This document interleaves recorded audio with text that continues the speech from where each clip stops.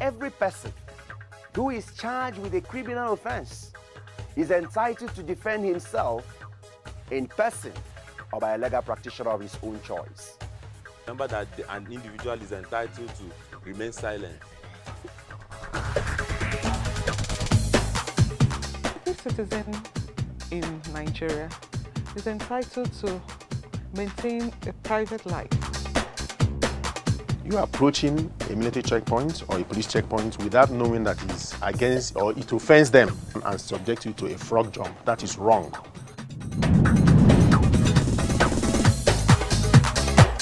Hello out there, you are welcome to another fresh episode of the program Justify Nigeria on ACNN television. On today's episode, our focus of discussion will be on the legal concept of defamation. My name is Anozie Chinomso. In our society today, people normally display certain character to one another that is most injurious without them knowing it. The injury referred to here is not a physical one, but the one that defames and dehumanizes the very life of the existence of person. That is why defamation is any imputation published about a person, which is calculated to lower that person in the estimation of the right-thinking members of the society, or cause him to be shunned or avoided, or which exposes him to hatred, contempt, or ridicule, or which is disparaging or injurious to him in his office, profession, calling, trade, or business. From the above definition, does it now mean that any publication against someone is an act of defamation? What can actually lead to the thought of defamation? Who can sue or be sued in the thought of defamation? How do we evaluate the entire legal concept of defamation? With me in the studio to address all these legal issues is Barrister Nzedebe Chinomso Paul. He is an Abuja-based legal practitioner, member of Nigerian Bar Association, Unity Bar Abuja, and the principal partner and founder of Mensa CP Nzedebe LLP. You are welcome to the program, sir. Thank you, Mr. Chinomso. Thank you very much. That's my namesake. What is defamation? Why I'm asking this question is that when you're explaining based on legal perspective, but to the understanding of our viewers who might be laymen or people who are not lawyers, explain to our understanding what defamation is all about. Thank you very much, Mr. Chinomso. Defamation could be said to be a civil wrong under the law of tort. It is important for us to know the source of it first, and before we delve into the meaning of it in a legal way. Now, defamation, in a broader sense of it, can be defined as an oral or written or printed communication of a false statement against a person or individual which is unlikely or which causes harm to his person or her image. It could constitute a tort or a crime. Now, I use a crime in quote in the sense that in some crimes, in some jurisdictions, defamation has been seen as a crime, which is which is a problem. Now, some countries like Saudi Arabia, you found out that a defamation against the president, past or against a state, whether a present government, a present head of state or past, is punishable under a legislation, under a penal code of terrorism. Now, also in countries like Philippines, you can see someone saying the truth to be considered as a defamation. And sometimes in 2012, there was a shift. There was a position taken by the United Nations organization on this. The committee was set up by the United Nations on Human Rights, and they ruled that such legislations are inconsistent with Article 19 of the International Covenant on Civil and Political Rights. And they urge the member states to decriminalize the idea of seeing defamation as a crime. So that's the basic principle, that's the historical view now of this defamation. Defamation. All right. Ordinarily, is a civil wrong. Okay. It's a thought. A thought is a civil wrong. It could be found under a law of thought. Okay. When you say defamation, where is it coming from? How can which law can back it up, or which law backs it up? Okay. It's found under the law of thoughts. Thank you very much. Yeah. Now, Council, haven't explained to us what defamation is all about, giving us the historical view for us to know where you are heading to and to understand of our viewers. Yes. This defamation you are talking about, that is an aspect of lot of thought. Does it have any type? Are there ways or types of defamation? Yes, of course. There are types of defamation. Defamation can also be in the form of slander. Okay. And also be in a form of libel. Can you explain them? No. Slander is an oral spoken word. It's an oral. It's not written down. So can I put a scenario? If I say, no, so you or Mr. B, you are a thief, and another person hears it, is that defamatory? Of course, that's defamatory. In a form of slander. You have slandered his image. Okay. And it could be considered after due deliberation if he's actually a criminal. If he's not a criminal, if he's not, an actor can lie against him, and that's defamation. That is defamation. So with this thing we take for granted, we see somebody say, oh, "You are a fool." These things can be defamatory. At times there are exceptions to it. No, we'll come to the exception, but just when you see somebody call, it could be defamatory. Okay, so you have just given us one. You said it can be oral. That is true men or talking slander. Yes, you mentioned another type. No, another type is libel. Okay, a written or a printed out document. Okay. Now, what makes a libel to constitute a defamation is that it must have been read to a larger public or to someone other than the person defamed. Okay. Right now you are with me here. I could defame you here, but nobody had it. So it's between me and you here. Now, when it is published, it becomes defamatory. It becomes defamatory in a libel form. So, Council, what we're saying that when two people are there and there is no third party, I can tell you anything, it's not defamation. It's not defamatory. But once the third party hears it, is immaterial, it becomes a defamatory statement. Okay, whether in libel or in slander. In slander, it must have been heard by 2 or 3 persons. Okay. Other than the person defamed, thereby damaging your image to a larger society. So it's a very strong ingredient to prove the libel part of defamation. It must have been published. Okay. It must have been heard by a person other than the person defamed. Now, public. From what you're saying, Council, then the punishment or maybe the damages or remedy, as the case may be, that of slander and that of libel, are they the same? Because from what you're saying, the ordinary spoken one, oral one, maybe the third party might be there. But when you talked about publication, it might go on television, it must be published in news. So I'm looking at the gravity. Are they the same or depending on the circumstances of the case? Depending on the circumstances where it was done. Now, if you're looking at libel, yes, like it must have been published, it must have been printed out. Now, these days we're in the days of social media, Instagram, okay, Twitter, Facebook. I can be in my village and see something happening in America. It helps the idea of libel, social media. Now, once you can prove it in court, an action can lie. The claim can be sustained. So, Council, the point you're making is that depending on the circumstance of the case, the punishment or damage of that of libel is greater than the slander. Yes, that's exactly because of the wider range it offers. It offers to the whole world, to the society at large. This is becoming interesting, Council. You will continue to educate us on this when we come back from break. Please, viewers, do join us again.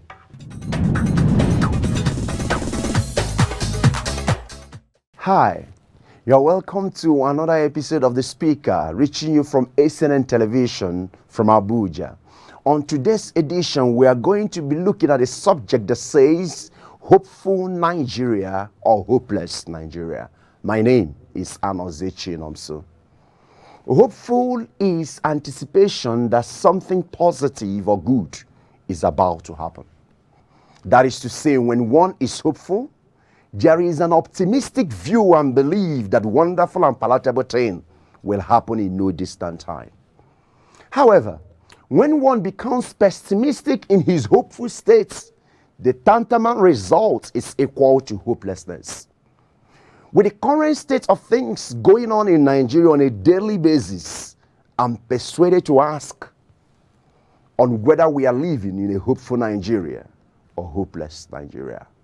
Since I was born till now I'm getting old, I used to hear that youths are the leaders of tomorrow. In fact, we sing it as a song and rhyme those early days of my primary and secondary schools, thereby giving the young people hope that all will be well soon. But when I look around, I may or may not come to the conclusion that we are dwelling in a hopeless Nigeria. In a situation where countries are warned not to take COVID-19 vaccine and wait until a little while before administering same into the body of our citizens in order to ascertain the potency of the so-called vaccine, yet Nigerian government went ahead and imported the vaccine, is a typical example of a hopeless Nigeria. In a situation where Nigeria spent 300 billion naira to import a 2-dose type of vaccine called AstraZeneca, when there is other type of vaccine that are 1 dose, is a clear picture of a hopeless Nigeria. In a situation where we have over 200 million Nigerians, and Nigerian government imported 4 million vaccine, which only 2 million people will benefit from, is an example of a hopeless Nigeria. How can it be that Nigerian government is set to spend 1.5 billion for the rehabilitation of Port Harcourt refinery when there is hunger in the land? How can it be that a governor of a state in Nigeria is being attacked on his way to his farm, and yet the government has a huge budget on security on a yearly basis? How can it be that Sunday Igboho and Asari Dokubo are self-declaring 2 separate independent states from Nigeria in just 1 week? All this can only happen in a hopeless Nigeria, where youths are tired and fed up with the nature of things going on in Nigeria.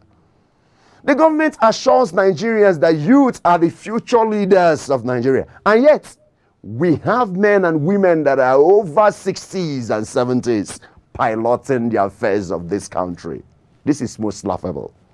I think it's high time we began to tell the government that we are living in a hopeless Nigeria, where there are no jobs for the youths, hunger everywhere, insecurity everywhere, and faulty political will.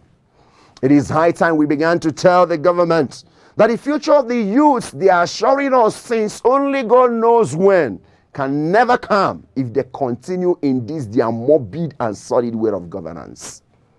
It is high time we began to tell our leaders that the future of the youth they have been talking about is now today. I therefore speak. Until our political leaders realizes that the future of this country is dependent on a good political leadership, until our leaders stop deceiving themselves that the youth are the future leaders of this country and begin to include them in the affairs of government of today, drastically reduce unemployment by creating jobs and tackling insecurity, we shall continue to have a hopeless Nigeria instead of a hopeful Nigeria. My name is Amazechi Namso. I just want to speak.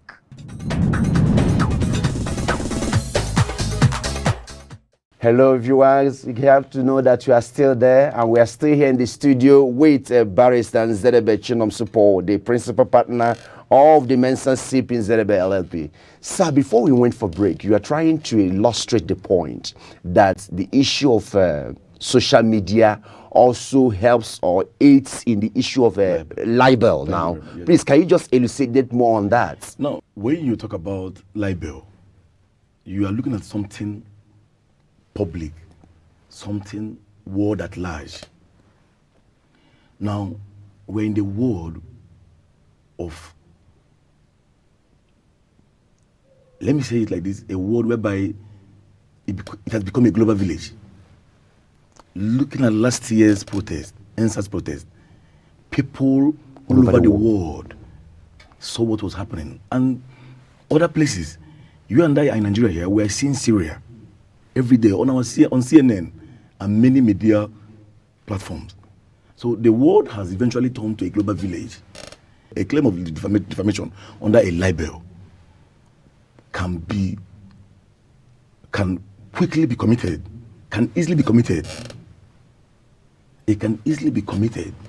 But now, let me bring your attention to the Order 15, Rule 32 of the High Court Civil Procedure Rules. It has made it very easier or very necessary that he must provide particulars. Okay. He must provide the particulars, the material fact, not the evidence, but the particulars. He must set it out.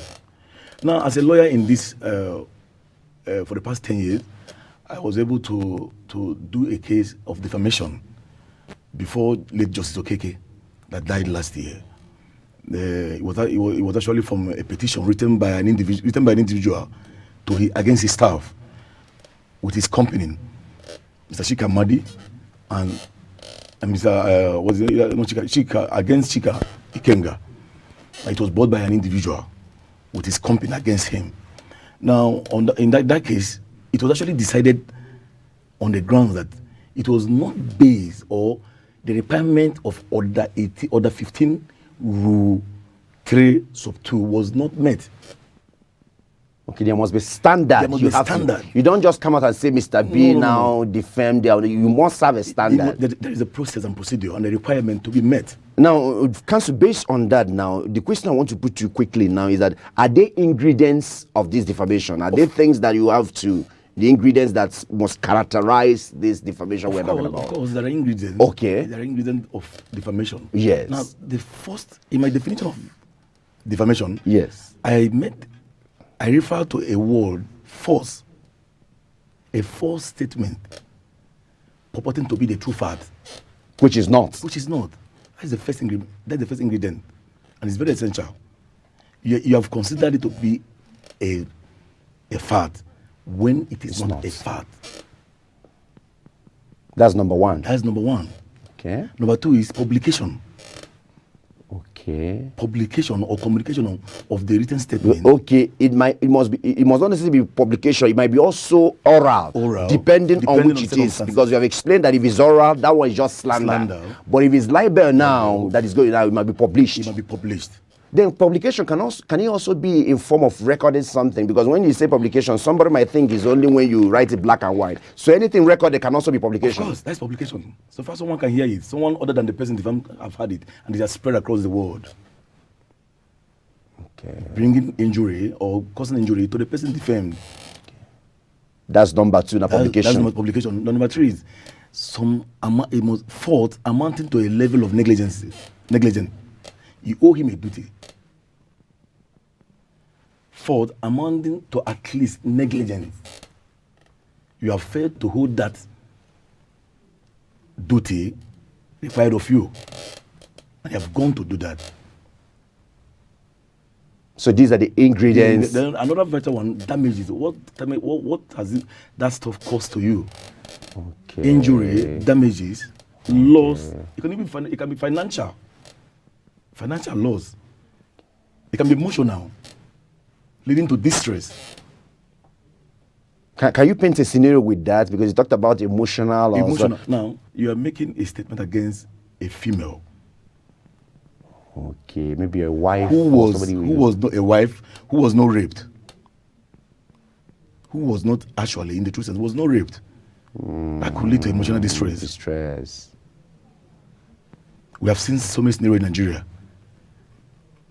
And it may even make people to start avoiding her and all that. You don't know whether she's about to get married. A lot of damage. Ranging from emotional damages to what have you, even life itself. Thank you very much, Council. Now, when we talk about defamation, can you to explain to us who can sue or are sued for in terms of damage, in terms of defamation? Yes, who can sue and who will be sued? Thank you for that beautiful question. Now, the first question that comes to my mind when you say who can sue? Yes. Now, can even a minor be defamed? When you talk about minor, somebody less than 18 years? Less than 18 years, or somebody less than 10 years, or less than 5 years, can he or she be defamed? Okay. If the answer is yes, that means the action can lie Then what's the answer to that? Can a minor be A defamed? minor can be defamed. You have seen the world where we are. Raping of children, doing a lot of things. Pedophiles, a lot of things against children. So many things, so many offenses against persons. Now, how can they maintain action against another person that defamed them? Now, the state laws and federal laws here actually prohibit minors from filing those suits. But they can actually, because they cannot enter into contract. Neither can they sign or hire an attorney. But there's a provision that provides for their ad litem, guidance ad litem. Now, people in locus parentis. Council, please speak so that our audience will understand. People who are in parental situation. So that means he or she can sue through them. Who are appointed to so act. It could be their guardian, it could be their parents. Not necessarily their parents, but not people that who are in locus parentis, who authorities is given to them to sue on behalf of the children or the child or a minor. Now, an action they can maintain an action against anyone who defamed them. Yes. So they put up their image. When they grow up tomorrow, they say, yes, this is what we went through, and this is what the society was able to offer us. So apart from the children, of course, an adult can also, of course, an adult can sue and be sued for. So Council, what do people, or what can you tell us that might constitute this? Because I've seen in many scenarios, or in second, you see somebody will say, this man is a thief, or this man, he doesn't have sense, that kind, all those things, and people are here. Can that be considered as defamation? Now, coming to your question, you will consider a lot of things going on in the society today. People, the idea of corruption. The idea of corruption. Now, when you are invited in police or by EFCC to answer a question on your activities while you are a governor or you hold any public office. Now, it could come up in a studio like this, and I can make a fair comment and opinion over it. It waters down the idea of defamation because it's of public interest. So public interest waters down the idea of defamation. Before you now go there now, Council, does it mean, can a public entity or corporate entity organization, can they also sue for defamation? Can a public soul that is not a human being but is a corporate, maybe is it possible? Yeah, of course, if they're juristic. What do you mean by juristic, Council? Somebody who can sue and be sued, registered. Known to law. Known to law. You can sue and so be it's sued. possible to defame such organization? Of course. Now let us use SERAP. Social economic group. Yes. Yeah, they can maintain an action against defamation. They can maintain an action or defamation against anybody. Because it can... Can NBA, Nigerian Bar Association, maintain action? Yes. In 1986, NBA. Then can a church or mosque also maintain provided is known to law? Incorporated trustee, yes. It means the government as well can also maintain... Of course. These are legal entities known to law. You can defame them. Not necessarily individual here now. No, you can defame them tomorrow. You can defend them on any issue, and they will fail or they may consider it defamatory.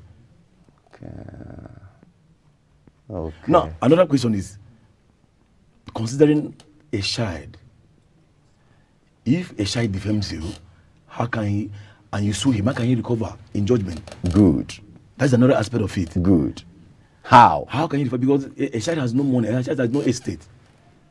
He's still growing up. And even if he sue his estate, what can you require? What can you get from the judgment? Now we see it as something exercise in futility.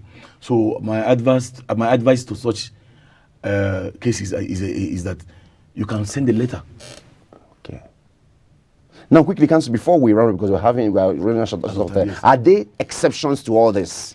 For example, you have to let us know, the audience, that quickly that it's not everything you say is defamation. It's defamation. What are the things? What are the exceptions to all this? Now, one of the basic exceptions known to law on the issue of defamation is truth.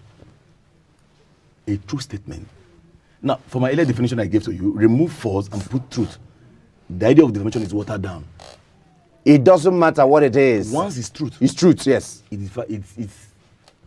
it waters down the issue. The idea of defamation. It doesn't matter, provided it's true. It doesn't matter. So if I see a convicted criminal who doesn't have the pardon, and I say this man is a criminal, of course, yes, it's not defamatory. It's not defamatory to him. Can he prove it? Can he prove otherwise? Or somebody who kills somebody? So if a government also for a particular is also doing something that is wrong, and you say the truth, yes, they won't say that they it's won't say, defamatory. yeah, once this truth, there is nothing. You're protected. Now another one is privilege. Another exception to defamation is privilege. There's what's called privilege information, or like so you are in the studio now. You are discussing matters of public interest. You are privileged, or a journalist for public interest or for public good. These are the You made a exceptions. fake comment. These are the exception. Then you can make an opinion. Now there are other exceptions like mere vulgar, abusive word, like vituperation. Yeah. You know, like vituperative words. You can use this as an exception. Thank you very much, my brother, for coming. And I want to appreciate you hearing him that there are certain exceptions. Once it's for public interest, you cannot consider that as a defamation. We want to appreciate you, Barrister, and also for coming. Thank you very and much. I hope when next we call you are going to oblige us. Of course. Thank you very much. The interest protected by the law of torts in defamation is the interest in reputation. What the law protects here is not self-esteem, but esteem or regard which one has among his fellows. Thus, it is relevant whether one thinks one is an angel or king. What grounds an action for defamation is the fact that as a result of the publication of the words complained of, one has since been less regarded by the others than known to him. This was the ratio in Nsrim against Nsrim, 1992 NSCC 302. Furthermore, to successfully maintain an action for defamation, the claimant or plaintiff must prove that the imputation complained of, 1, is defamatory, 2, it refers to the claimant or plaintiff, and finally, it was published. That is to say, it must have been communicated at least to one person other than the claimant or plaintiff by the defendant in a true slander or libel. Always remember that no action lies for any number of defamatory words used on a plaintiff where nobody else is around. If the same words were repeated to the hearing of a third party, then the action will be sustained. That was the dictum of Obaseki JSC as it then was in the earlier cited case of Nsrim against Nsrim, which the citation has already been supplied. Viewers, this is where we draw the curtain on today's episode of Justify Nigeria. Join us same time, same station on another fresh episode of the program. Until then, this is Anoze Chinomso saying bye for now. Every person who is charged with a criminal offense is entitled to defend himself in person or by a legal practitioner of his own choice. Remember that an individual is entitled to remain silent. Every citizen in Nigeria is entitled to maintain a private life.